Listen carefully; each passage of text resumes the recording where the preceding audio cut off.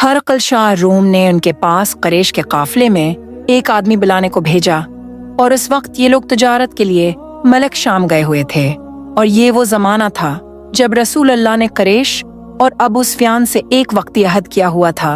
जब अबू सुफियान और दूसरे लोग हरकल के पास एलिया पहुंचे, जहां हरकल ने दरबार तलब किया था, उसके गर्द रूम के बड़े बड़े लोग, उलमा, विज़रा, उमरा बैठे हुए थे। हरकल ने उनको और अपने तर्जमान को बुलवाया, फिर उनसे पूछा कि तुम में से कौन शख्स मदाए रसालत का ज्यादा करीबी अजीज है।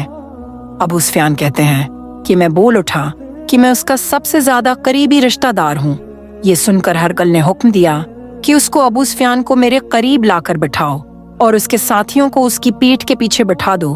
फिर अपने तर्जमान से कहा कि हरकल ने कहा, किया तुम्हारी इससे कभी लड़ाई भी होती है? हमने कहा हाँ। बोला, फिर तुम्हारी और उसकी जंग का क्या हाल होता है? मैंने कहा लड़ाई डूल की तरह है, कभी वो हमसे मैदान जंग जीत लेते हैं और कभी हम उनसे जीत लेते हैं। हरकल ने पूछा, वो तुम्हें किस बात का हुक्म देता है?